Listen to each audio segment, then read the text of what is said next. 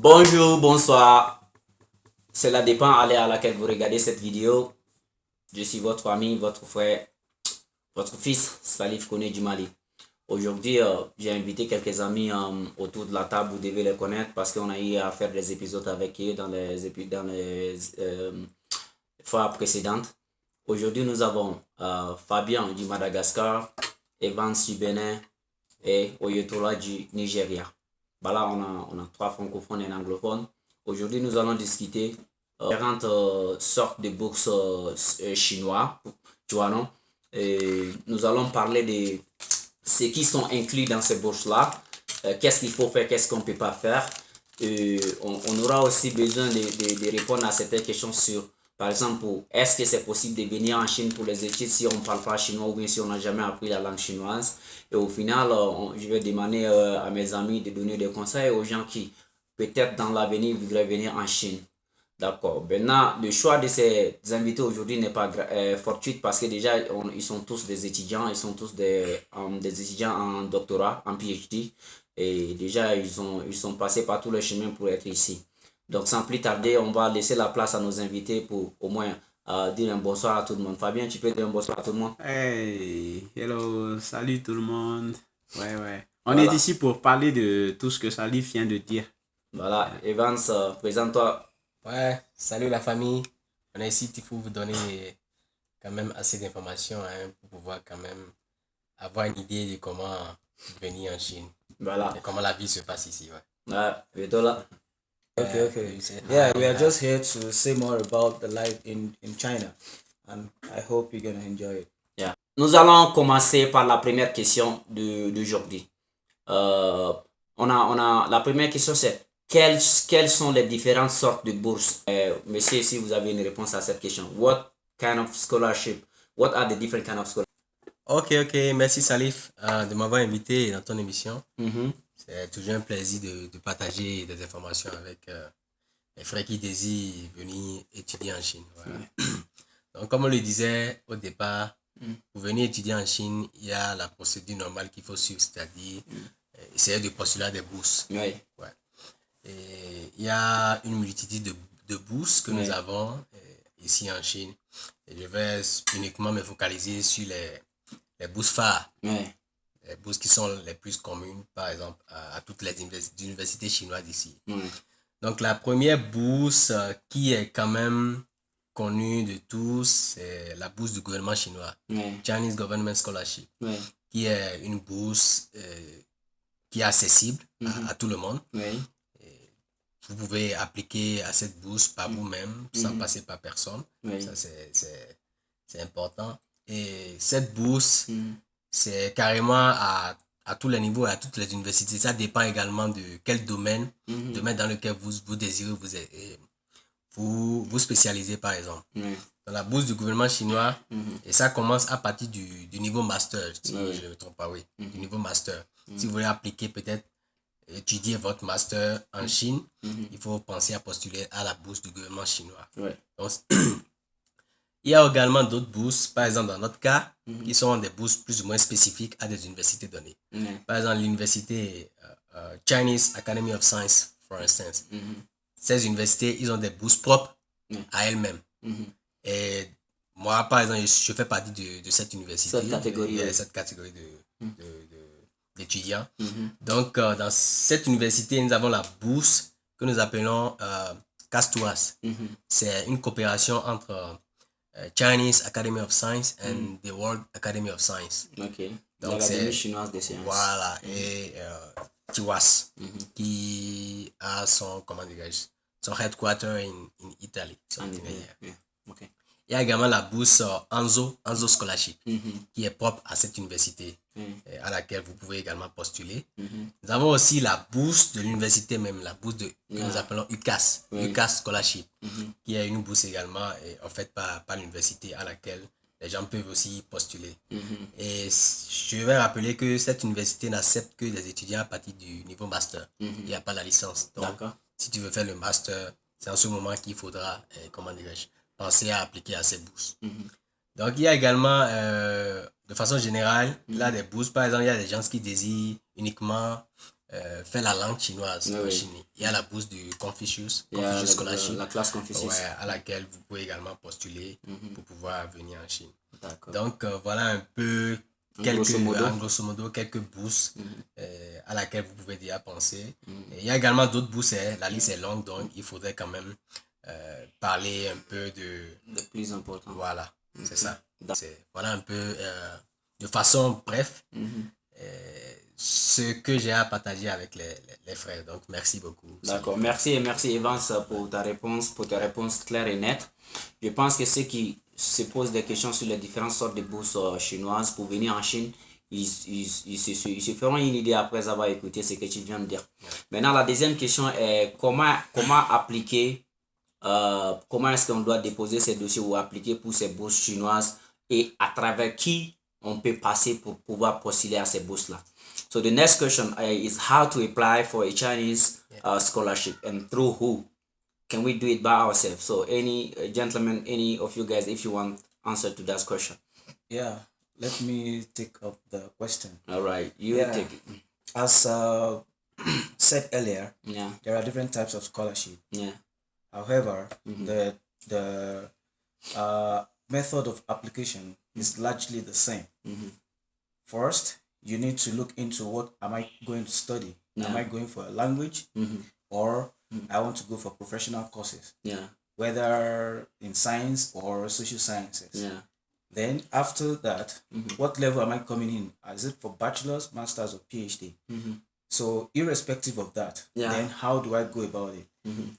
From my experience, there are only two ways. yeah, The first is through the agents, yeah, and don't be deceived. If you also decided to take it up by yourself, both you and the agents, you are going to follow the same procedure. yeah, It's just that for the agents, they might have some internal relationship with some of the universities. yes, So which might make the admission processes a little bit easier to come by. yeah, So you need to pay them. It means you don't need to worry. yeah, And just know that some charges will be involved. yeah, But coming down to my type of person, I don't have money to give to the agent. yeah, So I need to do it by myself. yeah, So if you're coming for language, you need to look for something like Confucius, like he said. Just go to the university's website, email their admin, and then tell them you want to apply for this. yeah, Everything you need to know, they will tell you. yeah, But because I'm into professional courses, I can give more detail into how to apply. yeah, For masters and for PhD, yeah, the first thing you need to know is that you need your certificates. And before you do that, first you need to check into the universities, yeah, go into the research groups, and look for the potential supervisors yeah, that are really into what you want to do. yes, By the time you get them, you don't need to limit yourself. You can get as many as you can. Then you send them an email. And then you should be worried. What should the content of the email be? It's just a statement of purpose. Or let me say research statement. All of this is just a page letter yeah, where you need to talk about your past experience, what you have done so far, and why you want to proceed. Because these are the things that really can encourage motivate your potential host in any university in China. So you write to them, and then luckily one or two may respond, and then they can tell you, okay, this is my research direction, and I think I can do something with you. And then after you accepted, then you can proceed to the portal to do your application. And what are the things that you need? First are your certificates, not the original certificates. Now you need a notarized copy. So if, for instance, in Nigeria, you can just go to a federal high court or something, they can do the notarization for you. So you just go into the portal, you upload your certificate, upload your reference letter. In some cases, you need to upload the reference letter, or you can. They will send the link to the referees. Then, so after that, you complete your application. Whereas some scholarship, I think they require the payment of application fee. usually around 400 to 600 renminbi or something like that. So some are free. So all these things are what you should put in mind while you want to do the application. So they are getting it done by yourself is not as complicated as what you think or as what the agent will tell you. It's just as simple as that. Yeah, thank you. I think all right. I appreciate your answers. That was clear enough. Okay, so now that was really a very clear answer about the second question. So we're going to the next one, and the next one is what does it include? And then what are the can and can't after you getting the scholarship and you get to China? What does the scholarship include? You know, maybe some people might be worried. If I get sick, what's gonna happen? Where am I going to sleep? What can I eat? All those questions come to people's mind. So can anybody give us some answers about that? Ok, Salif. Peut-être que moi, je peux répondre à cette question-là. Vas-y. Oui, comme Evans vient de le dire, il y a plusieurs types de bourses ici en Chine. Et je vais vous éclairer un peu de ce que ces bourses incluent, je veux dire, et puis aussi, qu'est-ce qu'il faut faire, qu'est-ce qui est permis de faire ici et qu'est-ce qui n'est pas permis. Oui. Comme l'avait dit Evans, il y a le plus commun des bourses ici, c'est le bourse qui vient du gouvernement chinois. Et cette bourse, elle inclut, je veux dire, la plupart de ce que vous, les étudiants qui voudront aller ici en Chine, inclut, ça veut dire, tu vois, la nourriture. Parce que ici en Chine, presque toutes les universités et les instituts ont des cantines. Oui. Donc, ils vont te donner la nourriture pour la cantine. La cantine est ouverte. Ouais. C'est gratuit. C'est presque gratuit pour ça, pour ce type de bourse. Mais, il y a aussi... et puis, il y a tu vois, les chambres, quoi. Oui, les chambres. Dormir. Les dortoirs. Ouais, les dortoirs. Donc, avec ce type de bourse-là aussi, c'est le dortoir, c'est gratuit. Et avec la nourriture, il y a quelques universités qui est permis de cuisiner là-dedans. Donc pour ça, c'est toi qui vas payer la nourriture pour cuisiner. C'est pas eux qui vont te donner la nourriture. Si tu décides de te préparer la bouffe. Ouais. Et il y a aussi, tu vois, l'assurance. Ouais, l'assurance maladie. Ouais, l'assurance maladie. D'accord. Ouais, la plupart des bourses ici prennent en compte l'assurance, tu vois. Ça, c'est bien. Ouais. Enfin, je trouve ça bien parce que tu n'as pas besoin de te casser la tête, tu vois, pour ça, quoi. Ouais. Et puis, comme Evans vient de le dire, il y a les bourses qui sont plus spécifiques, tu vois, comme la nôtre. Parce que nous, on est dans un même système de... Tu vois, avec la science, il y a une grande... comment dire ça? Il y a plusieurs universités qui s'associent avec la science et puis on est tous là-dedans. Donc, c'est plus spécifique pour nous. Et comme vient de le dire Evans, il y a la bourse Castoise et puis l'Anzo. Pour eux, la nourriture n'est pas gratuite, c'est eux-mêmes qui payent la nourriture, tu vois. Et puis le dortoir aussi, c'est pas gratuit, mais c'est pas vraiment, tu vois, c'est pas très cher, quoi. Ouais, c'est différent du prix d'un appartement. Ouais, c'est parce que ils savent que toi tu es un étudiant, donc c'est moins cher, quoi, tu vois. Ouais, mais il est très important de souligner que presque toutes les bourses ici en Chine, la nourriture est gratuite, le dortoir est gratuit, et puis l'assurance aussi, ils incluent l'assurance là-dedans. En général, c'est comme ça. C'est comme ça. D'accord. Ouais. Et puis, et tu avais dit tout à l'heure que quelles sont les choses qu'on peut faire ici. Ouais. Qu'est-ce qui est interdit? Qu'est-ce qui est Ouais, permis? ouais. Ici en Chine, la loi est vraiment stricte. Donc, si tu as un visa étudiant, tu ne peux pas travailler. Ça, c'est vraiment crucial. Interdit de travailler Ouais, quand tu as un visa d'étudiant. Ouais. Il faut vraiment un visa spécial pour les travailleurs si tu veux travailler. Mais si tu es étudiant, tu ne peux pas travailler ici en Chine. Oui. Ouais. Et ils sont aussi, tu vois, surtout pour les jeunes, tu vois, avec la drogue et tout ça, ils sont vraiment pas tolérants avec Très ça. strict. Ils sont très très stricts, donc il faut pas faire ça, quoi. Lorsque D'accord. tu es ici, ils ne blaguent pas avec ça. Bien. Ouais.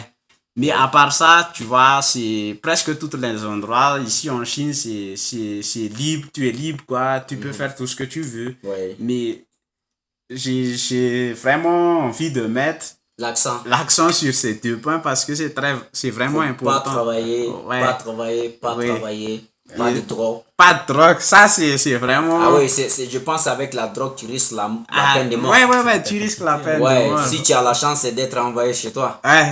Sinon tu risques tu vas d'être être en prison. Ah, ça c'est sûr, là les gars, si jamais tu tentes ça en Chine, donc tu n'es pas sûr d'avoir ta vie. Hein. Ouais. Ça c'est très important. D'accord, maintenant nous allons passer à la question suivante. I think I'm going to say that into English and I want my friend Oyetola to answer to that question. Now, does somebody who want to come to China, like, do they really need to be good or to know some Chinese language before to come? Is it compulsory to be able to speak some Chinese before, if you want to apply for any scholarship? Okay, merci, Salif. But quoi? Yeah, you can see that is just one of the advantages if you come to study at international level. I never learned French somewhere, but because I have francophone guys around me, I just picked some words. So back to the question. It's not important. I mean, it's not part of the criteria for you to come to China. For me, for instance, before I came to China in 2017, I never knew what is called ni hao. Yeah. So I wasn't even being so enthusiastic about that language from the beginning, because I feel like some of them is mission impossible when you look at the characters. So, when I look at it, I feel like this is another word entirely. Yeah. But since it's not also part of the requirements to apply, so it shows that having a prior knowledge about Chinese language, Mandarin, or whatever is not important. But if you are learning, there are some program outside China that maybe something like Confucius or something like that. You must have, maybe you might have definitely knowledge about it, and it's not a big deal. But for you coming for professional courses, you don't need to have. It's not compulsory for you to have it. If you have it, good luck to you. But I'm telling you, it's probably not going to add it's not going to boost your chances. Let me put it that way. Because if you're coming for professional stuff, what is expected of you must probably incline with the professional aspect. Sure. So, and then when you come into China, like for me, I did about 4 months Chinese courses. So there they will teach you the basic words that you need. How to greet people. If I want to go somewhere, how to ask people. I got into the cafeteria. What do you, how to order? Okay, I have a package. What do you? Yes, I want this. Yes, I don't want this. All these simple things they will tell you, and then by the time they introduce you to the ecosystem fully, maybe after 5 or 6 months, then you can be able to communicate more. But for those coming here for masters or bachelors, you have more opportunity to learn it in a role, because almost all your classes will be in Chinese. And even probably you're going to write your project, your dissertation, and everything, thesis in Chinese. But for me, we don't really go through such level. The process. I'm coming into my supervisor as well. He speaks English, so I mean we always have a common ground to do that. And also coming about writing, the Chinese system has already made a lot of things suitable for foreigners. On your phone, on any way you can easily translate, and at least you're gonna get an idea of what they are saying and they like. So coming into China, there is no need for you to be very proficient in Chinese language. For me, I don't even have an idea Yeah. at all. So All that's to tell you how easy it is to come to China. That's really an answer to a big question that I'm pretty sure that many people there is gonna be asking themselves this question. Oh, I don't speak Chinese. What can I go to study there? Right? It's not possible. No way. But really, you don't need. You don't have to. And I think he said it. The only scholarship that might have a criteria about Chinese level is the Confucius Scholarship. That's because most of those people are doing Chinese language as their major, and most of them are supposed to be go teach the Chinese language after graduation. So definitely that one has requirement, but the other ones you don't have to. You always have a choice, right? So now we're going to go to the last question of this episode. The last question is what advice can you guys give to any young guys, any young African who want to come to China, but he's still hesitant, right? He's feel like he doesn't know what to do, right? So I'm gonna start with you again, and then after I'll go to the two of my brothers over there. Yeah, let's see. I see this question very useful because as a young intellect Yeah, and as a future of a particular country or lineage or whatever, yeah, you need to have a focus. definitely. And when you are determined, nothing should pull you back.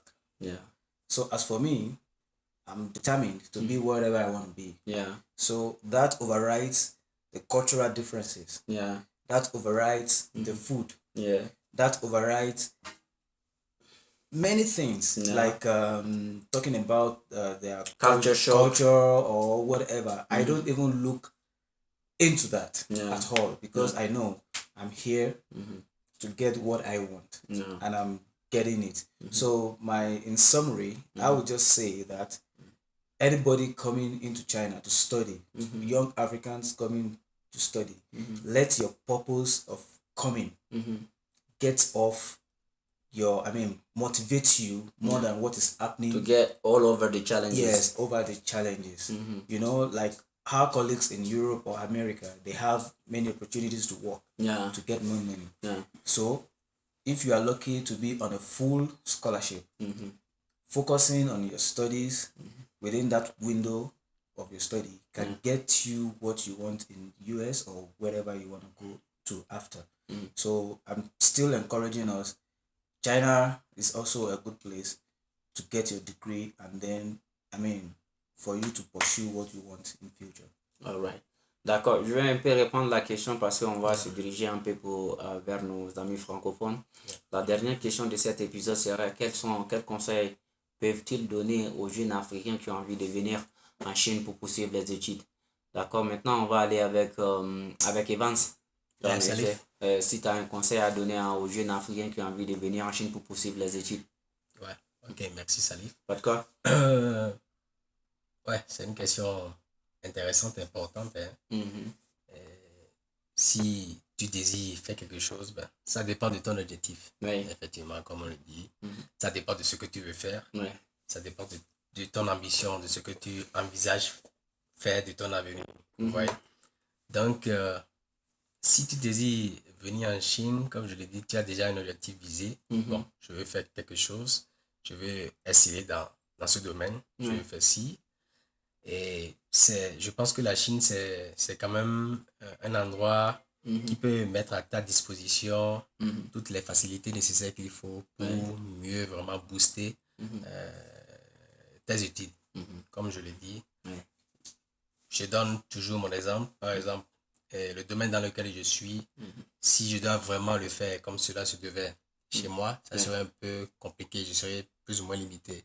Mais ici, j'ai quand même toutes les facilités nécessaires qu'il faut pour pouvoir quand même atteindre les objectifs visés. Donc, la Chine, le gouvernement chinois a une politique vraiment très avancée, c'est-à-dire qu'ils investissent beaucoup dans le domaine de l'éducation, la recherche, tout ce qui est lié à la recherche. Donc, si tu veux faire la science, c'est une bonne place pour toi de venir en Chine pour vraiment explorer, comment dirais-je, ce monde-là, pour en tirer également, faire tes expériences et également conseiller d'autres personnes. Sinon, si un étudiant désire vraiment venir étudier en Chine, comme on l'a déjà dit plus tôt, ouais, c'est de remplir les critères qu'on avait listés précédemment.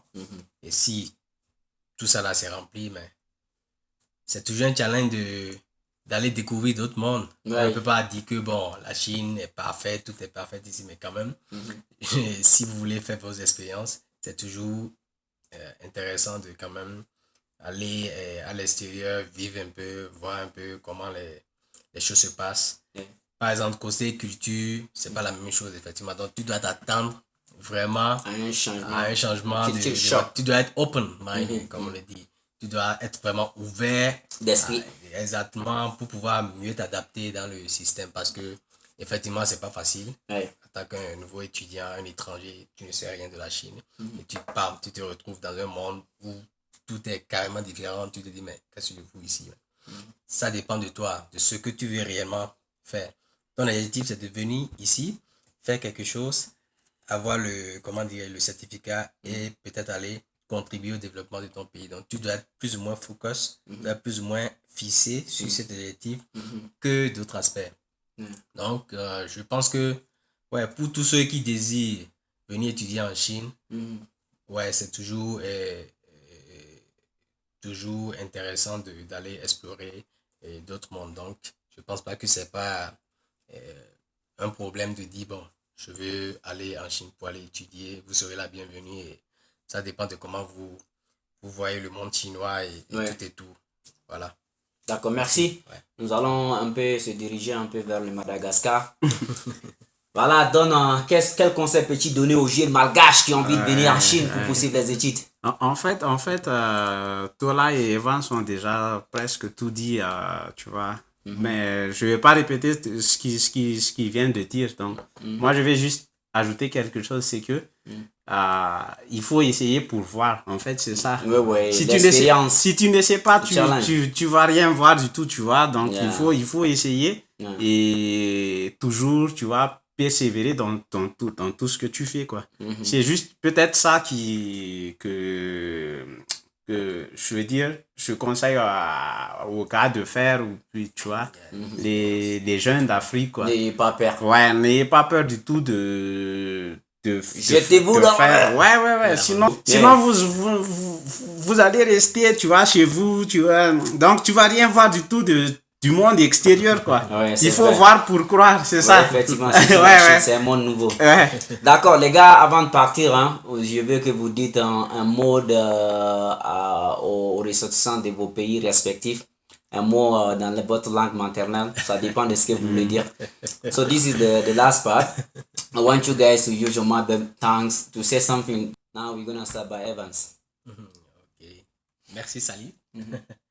Oh, Machelevi. Ok, Machelevi à tous les Béninois. Nami Dego, Vimito, Daromevi, donc Bedoumi, si, Chine, si, Tomere. En tout cas, nous gagnons le fi. Et Vimita, Mononado Hodo, Tomemide, Namika de Gonofi. Donc, nous Benumi, si fiende, la Chenumi. Alright, Anachemi, Oizela. C'est Igbo, mais c'est Hausa, mais c'est. The night.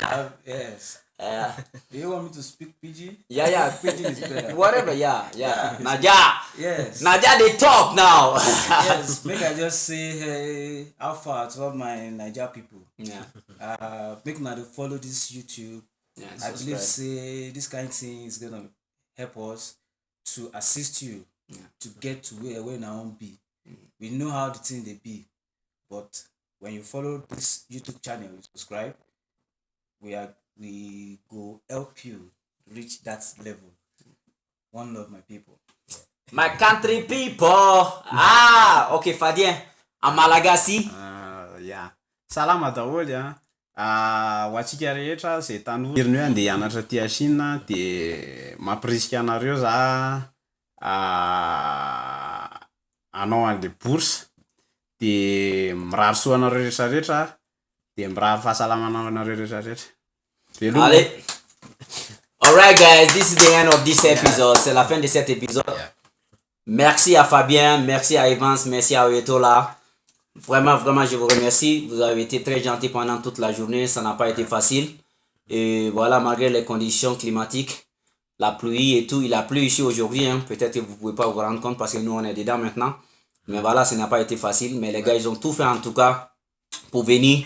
Parce qu'ils se sont dit que voilà, nos frères, les jeunes Africains, ils ont besoin de réponses. Tu vois. Donc, si cela, faire cette vidéo peuvent aider des jeunes, pourquoi pas. Donc, ils ont tout fait pour qu'on puisse le faire ensemble et je les remercie pour ça. C'est toujours votre frère Salif Koné du Mali. N'oubliez pas de vous souscrire à ma page YouTube et de mettre un like comme ça. Allez, on se dit à la prochaine. Et n'hésitez surtout pas, si vous avez d'autres questions, posez-nous des questions dans les commentaires et on va essayer de répondre des questions pour vous. Allez, on se dit à la prochaine. Ciao, ciao. Ciao, ciao. Ciao. Bye. Bye.